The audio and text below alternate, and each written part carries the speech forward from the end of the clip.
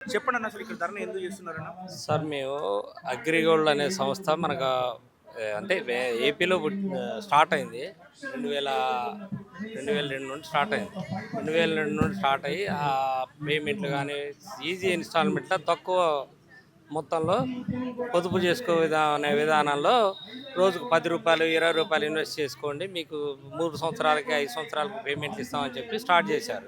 సరే ఈజీ ఇన్స్టాల్మెంట్లో ఉంటుంది కానీ సామాన్యులు చిన్న స్థాయి కుటుంబాలని కలిసేసి అంటే మేము ఏజెంట్లుగా జాయిన్ అయ్యి చిన్న స్థాయి కుటుంబాలను కలిసేసి అమ్మ ఇట్లా దాచుకుంటే మనకి పిల్లల చదువులకు దేనికో దానికి ఉపయోగపడతాయి కదమ్మా అంటే వాళ్ళు చిన్న పిచ్చగాల కారణం ఏంటంటే నాది భద్రాచలం దగ్గర పన్నశాల అని టెంపుల్ ప్లేస్, అంటే భద్రాచలం టెంపుల్కి అనుబంధమైన టెంపులే పన్నశాలలో ఉంటుంది.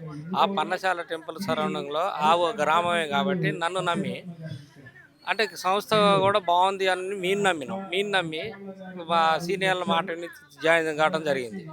చక్కగా చిన్న స్థాయి నుండి కట్టించేది కదా అని చెప్పేసి బిచ్చగాళ్ళతో కూడా కట్టించిన సందర్భం ఉంది. ఎప్పటి నుంచి కట్టిస్తున్నారు మీరు? అసలు ఎప్పుడు జాయిన్ అయ్యారు? ఎప్పటి నుంచి నేను కట్టిస్తున్నారు? 2008లో జాయిన్ అయ్యానండి అగ్రిగోల్డ్. 2008 నుండి చక్కగా కట్టిస్తూనే ఉన్నా. 2012లో కాస్త పేమెంట్లు ఇప్పించడం జరిగింది. ఆ పేమెంట్లు మంచిగా నిజాయితీకి ఇప్పించింది కదా అని ఇప్పుడు చిన్న స్థాయిలో పెద్ద స్థాయిలో ఇప్పుడు ఒక టెంపుల్ సరౌండింగ్లో చేస్తున్నావు కదా, గుడి ముందు బిచ్చం ఎత్తుకునే అతను నుండి ఒక పూజారి వరకు కట్టారు. అంత నమ్మకంగా కట్టారు.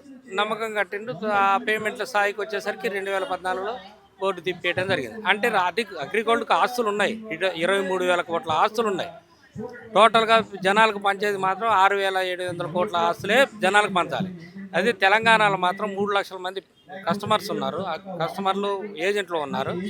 ఇక్కడ జనాలకు పంచాల్సింది 550 కోట్లు, ఇక్కడ 1,100 కోట్ల ఆస్తులు ఉన్నాయి.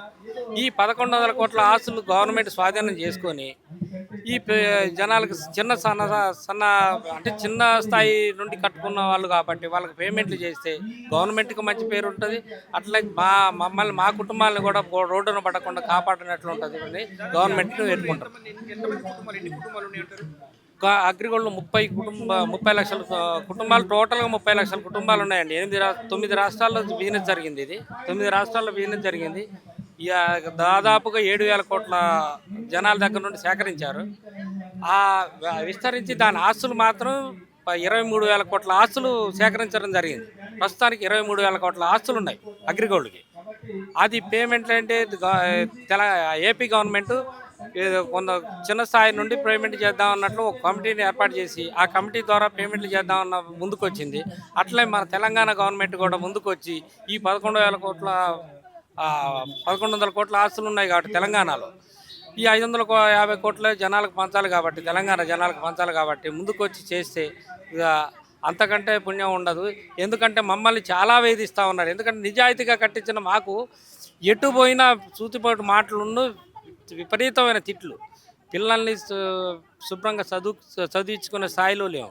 బిజినెస్లు ఏదో రకంగా బిజినెస్ చేసుకునే స్థాయిలో లేవు. నాకు ఇప్పటికీ 52 సంవత్సరాలండి. 45 సంవత్సరం నుండి 55 సంవత్సరం వరకు ఏదైనా కీలకమైన పనులు చేసుకొని పిల్లల కోసం సంపాదించుకుందాం అన్న ఆలోచనలో ఉన్న మాకు చాలా అన్యాయం జరిగింది. అగ్రిగోల్డ్ సంస్థ మాత్రం మా కేసులో పడ్డా మేమేం చేయడానికి లేదు, కోర్టు పరిధిలో ఉన్నది వాళ్ళే చేసుకోవాలంటాను.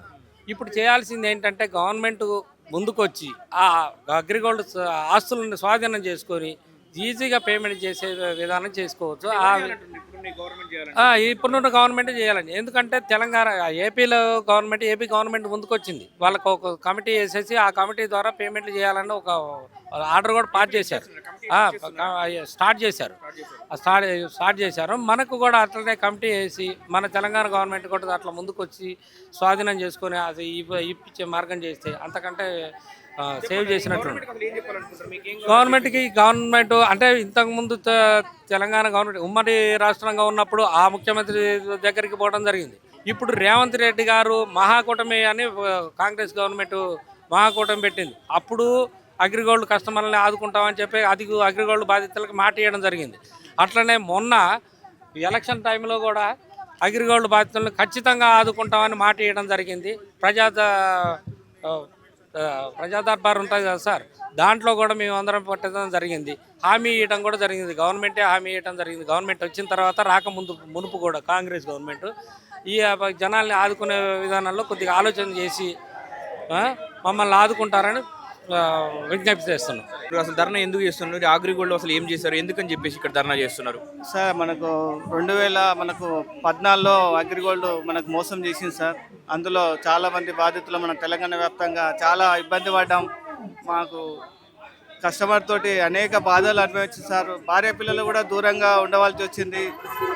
ఇంతవరకు కూడా మాకు ₹1 రాలేదు సార్. ప్రభుత్వం నుంచి ఎలాంటి మాకు సాయం అందించలేదు. అగ్రిగోల్డ్ చేసిన మోసానికి మాకు కుటుంబంతో పాటుగా మాకు కులస్తులతోటి కానీ అందరితోటి కానీ అనేక విధాలుగా మేము మాటలు పడడం జరిగింది. వాళ్ళతోటి చిట్లు తివాట్లు తిన్నాం, చాలా ఇబ్బంది పడ్డాం సార్. మాకు ఎలాంటి మాకు రక్షణ లేకుండా పోయింది. ఇప్పుడన్నా మనకు చంద్రబాబు నాయుడు అక్కడ ఆంధ్రలో ఇస్తామని చెప్పాడు, మన తెలంగాణలో కనీసం స్పందన కూడా లేదు. మాకు బతకాలంటే తిరగాలంటే కూడా మాకు చాలా ఇబ్బందికరంగా ఉంది సార్.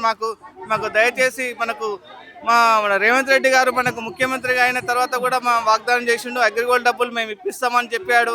కానీ ఇంతవరకు ఈ సమస్య మీద పట్టించుకోలేదు, మాకు ఏ విధంగా సాయం చేయలేదు. కనీసం ఇప్పుడైనా మాకు దయదలిచి మాకు అందరి డబ్బులు, కస్టమర్ డబ్బులు ఇప్పించేటట్టు ప్రయత్నం చేయగలరని మేము ప్రార్థిస్తున్నాం సార్. ఏజెంటా అండి లేకపోతే కట్టిన వాళ్ళు? మేము ఏజెంట్లం సార్. మేము చాలా మందితో డబ్బులు కట్టించినా మాకు దగ్గర ఒక 70-80 లక్షల వరకు మావి ఉన్నాయి సార్. మేము చాలా ఇబ్బంది పడుతున్నాం, ఊర్లో ఉండలేని పరిస్థితి ఉంది సార్. ఇప్పటికైనా మా మీద దయ ఉంచి మాకు డబ్బులు ఇచ్చేటట్టు ప్రయత్నం చేయండి సార్.